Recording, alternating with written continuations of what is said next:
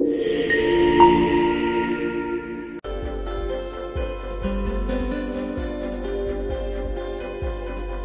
મિત્રો, પ્રાક્ટિસ પીઆર ચેનલમાં ફરીથી તમારું સ્વાગત છે. આજે આપણે ભારતીય બંધારણના અનુચ્છેદ 21 વિશે વાત કરીશું. અનુચ્છેદ 21 છે જેને આર્ટિકલ 21 પણ કહેતા હોય છે. તો તે શું દર્શાવે છે? તો એક નાગરિક તરીકે આપણને ગૌરવપૂર્ણ જીવન જીવવાનો અધિકાર આપે છે. અનુચ્છેદ 21 ગૌરવપૂર્ણ જીવન જીવવાનો અધિકાર માત્ર ને માત્ર એક જ વાક્ય આપવામાં આવેલ છે બંધારણમાં. તો જે બંધારણમાં વાક્ય આપવામાં આવેલ છે માત્ર વાક્ય નથી, એ ઘણા બધા અધિકારોને સાંકળે છે. જે અધિકારોને આંકડે છે તે અધિકારોને આપણે આગળ જોઈશું. આગળ વધીએ. અનુચ્છેદ 21. ભારતીય બંધારણનો અનુચ્છેદ 21 માત્ર એક સામાન્ય કાનૂની જોગવાઈ નથી, પરંતુ તે ભારતીય ન્યાયતંત્રનો આત્મા છે. આ અનુચ્છેદ કહે છે કે કાયદા દ્વારા સ્થાપિત પ્રક્રિયા સિવાય કોઈ પણ વ્યક્તિને તેના જીવન અથવા વ્યક્તિગત સ્વતંત્રતાથી વંચિત કરવામાં આવશે નહીં. આગળ જોઈએ તો સુપ્રીમ કોર્ટના વિવિધ ઐતિહાસિક ચુકાદા દ્વારા આર્ટિકલ 21 નો વ્યાપ એટલો બધો વધારી દેવામાં આવ્યો છે કે બંધારણમાં માત્ર એક જ લીટીમાં લખાયેલો આ અધિકાર આજે નાગરિકોના અપ્રત્યક્ષ મૂળભૂત અધિકારોનું કેન્દ્ર બની ગયો છે.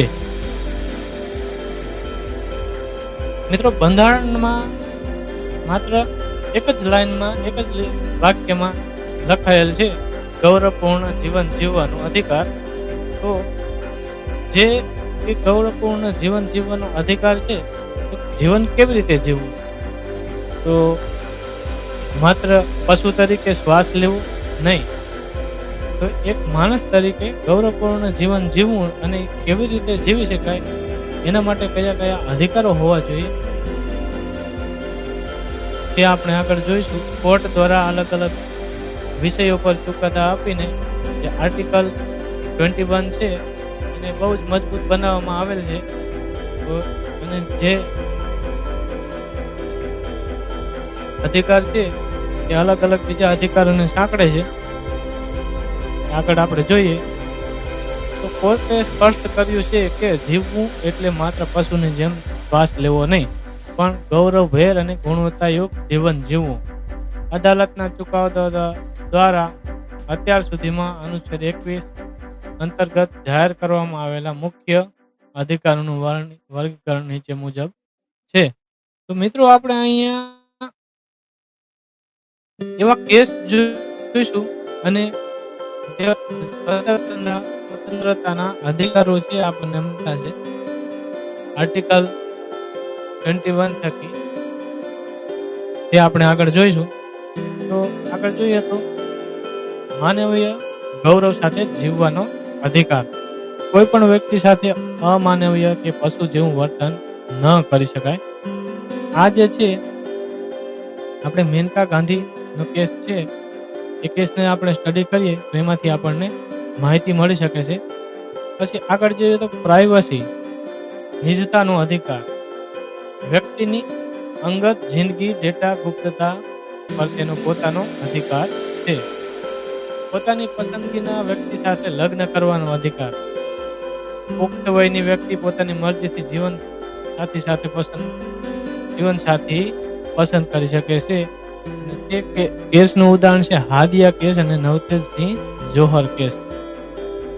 પછી આગળ જોઈએ તો વિદેશ પ્રવાસ કરવાનો અધિકાર. નાગરિકોને દેશની બહાર મુસાફરી કરવાની સંપૂર્ણ સ્વતંત્રતા છે. જે મેનકા ગાંધીનો આગળ કેસ હતો તે પણ આમાં જ લાગુ પડે છે. મેનકા ગાંધી કેસ અને સતીશચંદ્ર નો કેસ.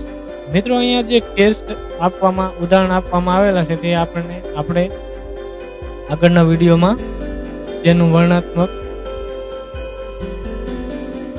માહિતી જોઈશું, જે એને ડીપમાં જઈને એને જોઈશું અને સમજવાનો પ્રયત્ન કરીશું કે આર્ટિકલ 21 છે એ આપણા જીવનમાં કેટલું મહત્વપૂર્ણ સાબિત થાય છે. આગળ જોઈએ તો આશ્રય કે ઘર મેળવવાનો અધિકાર. ગરીબ અને ઘર વિહોણા લોકોને રહેવા માટે યોગ્ય આશ્રય મળવો જોઈએ. તે જે છે કેસ ઓલ્ગા ટેલિસ વિરુદ્ધ બોમ્બે મ્યુનિસિપલ કોર્પોરેશન. ફૂટપાથ નિવાસીઓને કેસ અને ચમેલી સિંઘ વિરુદ્ધ ઉત્તર પ્રદેશ રાજ્ય 1995. આગળ જોઈએ તો અને જે તે એક કેસ હતો ત્યાં આશ્રયની વ્યાખ્યા પણ કરવામાં આવેલ છે.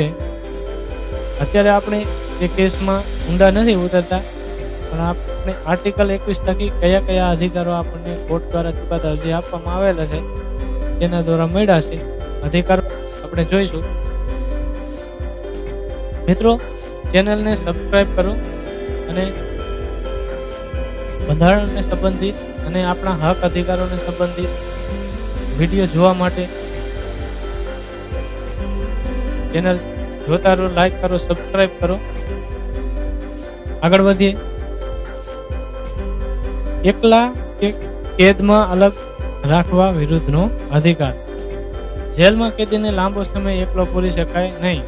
સુનિલ બત્રા વિરુદ્ધ દિલ્હી વહીવટી તંત્ર. આજે અહીંયા તમે સ્ક્રીનમાં જોઈ શકો છો કે જે કેસનું ઉદાહરણ આપેલ છે એમાં કોર્ટમાં એવી રીતનો ચુકાદો આપવામાં આવેલ છે જે આના સંદર્ભમાં છે કે એકલા કે કેદમાં અલગ રાખવાનો વિરુદ્ધનો અધિકાર. આગળ જોઈએ. પર્યાવરણ અને સ્વાસ્થ્ય સંબંધિત અધિકારો. સ્વચ્છ પર્યાવરણનો અધિકાર. પ્રદૂષણ મુક્ત હવા, શુદ્ધ પાણી મેળવવાનો અધિકાર. પાણી અને હવા મેળવવાનો આપણો અધિકાર છે, કારણ કે ખરાબ પર્યાવરણ જીવન ટૂંકાવે છે.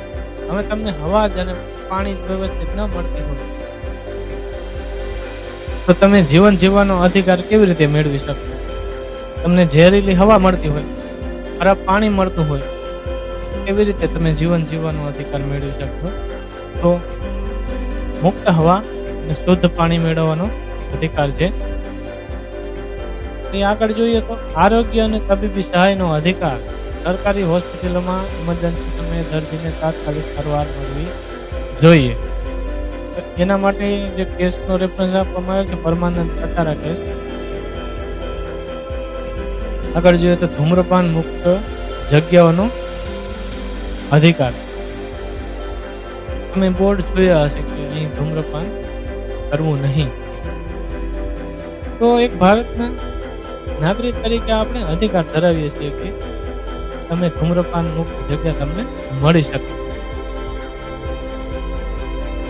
આગળ જોઈએ તો જીવન રક્ષણનો અધિકાર. કોઈ પણ વ્યક્તિના જીવને જોખમ હોય તો તેને સુરક્ષા આપવાની જવાબદારી રાજ્યની છે, અને તે આપણે અલગ અલગ કેસના ઉદાહરણ આપીને વધારે ડીપમાં જાણી શકીએ છીએ. જે ચુકાદાઓ આપવામાં આવેલા છે પરમાનંદ કટારા વિરુદ્ધ ભારત સરકાર, પછી જોઈએ તો નેશનલ હ્યુમન રાઇટ કમિશન વિરુદ્ધ અરુણાચલ પ્રદેશ, પછી જોઈએ તો રાજ્યની આધુનિક જવાબદારીઓ અને સુરક્ષા. મિત્રો, અહીંયા આપણે ઇન્ડિવિજ્યુઅલ કેસમાં અંદર ઉતરતા નથી. આપણે માત્ર જે મુખ્ય મુદ્દાઓ છે તે અનુચ્છેદ 21 થકી આપણને કયા કયા અધિકારો કોર્ટના ચુકાદાઓ દ્વારા મળવામાં આવેલ છે એની માહિતી જોઈએ છે. આગળના વિડીયોમાં આપણે જે કેસીસ છે એના વિશે પણ વિસ્તૃત ચર્ચા કરીશું. જે સામાજિક અને આર્થિક અધિકારો. આજીવિકાનો અધિકાર મતલબ માણસને સન્માનપૂર્વક કમાવાનો અધિકાર છે. સન્માનપૂર્વક કમાય નહીં તો એ જીવન કેવી રીતે જીવી શકવાનું? મતલબ જે આમાં જે અધિકારો આપવામાં આવેલા છે એ બધા જ આર્ટિકલ 21 આરે જે મેઇન સ્ટેટમેન્ટ છે ગૌરવપૂર્ણ જીવન જીવવાનો અધિકાર એની સાથે લિંક છે. આગળ જોઈએ તો મફત શિક્ષણનો અધિકાર. 6 થી 14 વર્ષના બાળકોને શિક્ષણ મેળવવાનો અધિકાર છે. મહિલાઓ માટે કાર્યસ્થળ પર સુરક્ષા. બંધુઆ મજદૂરી વિરુદ્ધનો અધિકાર, મતલબ જબરજસ્તી કામ કરાવવાનું, એના માટે વિરોધ કરી શકાય એના માટેનો અધિકાર આપવામાં આવેલ છે. જબરદસ્તી કામ કરાવે, તમારે ન કામ કરવું હોય ને જબરદસ્તી કામ કરાવે તો એમાં તમને જીવન જીવવાનો અધિકાર મળે નહીં. તમારું જીવન જીવવાનો મતલબ શું? મતલબ જ ન રહે, તમારે કામ કરવું જ નથી, તમને જબરદસ્તી કરાવે એ જીવન જીવવાનો, ગૌરવપૂર્ણ જીવન જીવવાનો અધિકાર જ ક્યાંય વધતો નથી. આગળ જોઈએ ન્યાયિક પ્રક્રિયા અને કેદીઓના અધિકારો. ઝડપી ન્યાય મળવો જોઈએ. કોઈ પણ કેસ કોર્ટમાં વર્ષો સુધી લટકતો ન રહેવો જોઈએ. ન્યાય ઝડપથી મળવો જોઈએ. હુસેનારા ખાતુન કેસ.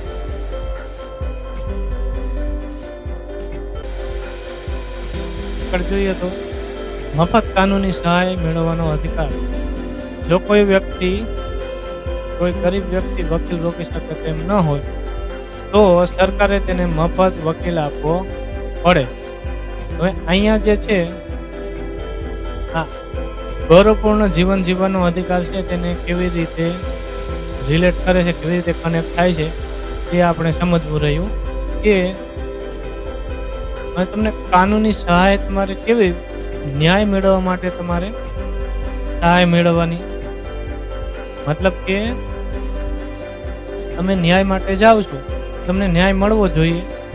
જો તમને ન્યાય ન મળે, કેવા કેસમાં ન મળે, તમે આર્થિક રીતે સક્ષમ નથી તેવા કેસમાં તમે ન્યાય ન મેળવી શકો. ન્યાય ન મેળવી શકો તો તમે ગૌરવપૂર્ણ જીવન જીવવાનું જે સ્ટેટમેન્ટ છે એ પૂરું ન થાય. તો એના માટે ગૌરવપૂર્ણ જીવન જીવવાનો અધિકાર છે એને ધ્યાનમાં રાખીને કોઈ પણ ગરીબ વ્યક્તિ વકીલ રોકી શકે તેમ ન હોય તો સરકારે તેને મફત વકીલ આપવો પડે. આગળ જોઈએ તો અનઅધિકૃત હથકડી પહેરાવવા વિરુદ્ધનો અધિકાર. પછી જોઈએ કસ્ટડીમાં ક્રૂરતા કે ટોર્ચર વિરુદ્ધનો અધિકાર. ક્રૂરતા કરી શકાતી નથી, ટોર્ચર કરી શકાતું નથી, એના વિરુદ્ધનો, મતલબ કે તમે કસ્ટડીમાં કોઈ ક્રૂરતા કરે, જબરદસ્તી મારપીટ કરે, ટોર્ચર કરે તો એના વિરુદ્ધનો અધિકાર છે, એને લઈને તમે કોર્ટમાં જઈ શકો છો. પછી જોઈએ તો મોડી ફાંસી વિરુદ્ધનો અધિકાર. મતલબ કોઈની ફાંસી સજા આપવામાં આવી હોય અને જો એમાં વિલંબ કરવામાં આવે તો ફાંસીની સજા ઉંમરકેદમાં બદલી શકાય છે. એક કેસનું પણ ઉદાહરણ આપવામાં આવેલું છે શત્રુઘ્ન ચૌહાણ વિરુદ્ધ ભારત સરકાર 2014. અન્ય આધુનિક અધિકારો. ગૌરવપૂર્ણ મૃત્યુ પામવાનો અધિકાર. જેવી રીતે ગૌરવપૂર્ણ જીવન જીવવાનો અધિકાર છે એવી રીતે ગૌરવપૂર્ણ મૃત્યુ પામવાનો અધિકાર પણ છે. જોઈએ તો અહીંયા આપણને ઉદાહરણ પણ આપવામાં આવેલ છે કોમન કોઝ કેસ. આગળ જોઈએ તો સુરક્ષિત ચાલવાનો અધિકાર. તાજેતરના વર્ષોમાં કોર્ટે રસ્તાઓ અને ફૂટપાથ પર નાગરિકો માટે સુરક્ષિત ચાલવાના અધિકારને પણ આમાં જોડ્યો છે. અને એમાં ઉદાહરણ છે પંજાબ અને હરિયાણા કોર્ટનો ઐતિહાસિક આદેશ. મિત્રો, આપણે રોડ ઉપર જઈએ છીએ, ખાડાવાળા રસ્તામાં આપણે કોઈ પણ કાંઈ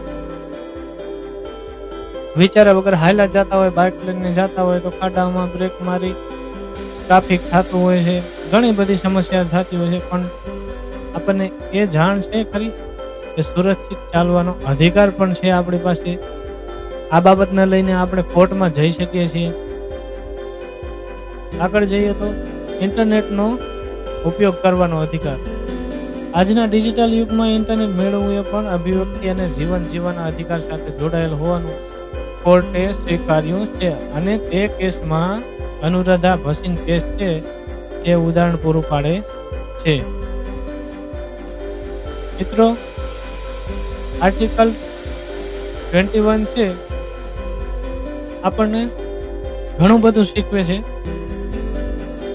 કે એક નાગરિક તરીકે, એક ભારત દેશના નાગરિક તરીકે આપણી પાસે શું શું હોવું જોઈએ. મતલબ કે તમે શું શું મેળવી શકો છો, કયા કયા અધિકારો છે જેનું તમને જ્ઞાન હોય તો ઉલ્લંઘન થતા તમે કોર્ટમાં જઈ શકો છો અને ન્યાયની માગણી કરી શકો છો. મિત્રો, આપણે બંધારણને સરખી રીતે સમજીએ, જે અધિકારો આપવામાં આવેલા છે એને વ્યવસ્થિત વાંચીએ, એને સમજીએ તો આપણા જીવનમાં ઘણો બધો બદલાવ આવી શકે છે. કારણ કે રોજિંદા જીવન પ્રમાણે આપણે સવારે ઉઠીએ, નાસ્તો કરીએ, કામ ધંધા નોકરીઓ જે કાંઈ પણ હોય, પણ આપણે એક દેશમાં રહીએ છીએ તે દેશના બંધારણને સમજીએ, દૈનિક જીવનમાં એને ઉતારીએ તો આપણું જે જીવન છે એ બદલાઈ શકે છે. આપણો જીવનનો પ્રત્યેનો જે નજરિયો છે એ બદલાઈ શકે છે, દ્રષ્ટિ બદલાઈ શકે છે અને આપણે પોતાના માટે અને દેશ માટે નાગરિક તરીકે, એક ઇન્ડિવિજ્યુઅલ તરીકે અને એક સમૂહ તરીકે પણ અને એક સારા દેશ નિર્માતા તરીકે આપણે પોતાનું યોગદાન આપી શકીએ છીએ. જે આપણને બંધારણ આપવામાં આવેલું છે તેમાં હક અને અધિકારો જે આપવામાં આવેલા છે એના થકી જો વ્યવસ્થિત એનું પાલન કરી અને આગળ વધીએ તો આપણે એક બહુ સરસ એટમોસ્ફિયર ક્રિએટ કરી શકીએ છીએ, એક સમાજ બનાવી શકીએ છીએ. એ બંધારણમાં એક મોડર્ન સમાજ કેવી રીતનો હોય, એ બાબા સાહેબની કલ્પનાનું ભારત છે એ કેવી રીતે સમાનતા કેવી રીતે આવી શકે, દરેક વચ્ચે સમાનતા કેવી રીતે આવી શકે એ આપવામાં આવેલ છે. તો આપણે બંધારણને વાંચતા રહીએ અને દરેક મુદ્દાને, દરેક જે માળખું છે એને સમજીએ અને ભાગને સમજતા રહીએ, અનુચ્છેદને જીવનમાં ક્યાં ઉપયોગ થાય છે તે જાણતા રહીએ, સમજતા રહીએ તો આપણું જીવન બદલી શકે છે. મિત્રો, બંધારણ સંબંધિત અને જે ડીપમાં આપણે જાણવા જોઈએ એવા મુદ્દાઓ સંબંધિત અમે વિડીયો લઈને જ આવતા રહીએ છીએ. તો જે અહીંયા કેસ આપવામાં આવેલા છે એને પણ વિસ્તૃતથી ચર્ચા સાથે વિડીયો બનાવીશું અને આવીશું. મિત્રો, તમને કામ પસંદ હોય, તમને આ વિષયમાં રસ હોય તો તમે ચેનલને સબસ્ક્રાઇબ કરો, લાઈક કરો અને શેર કરી દો.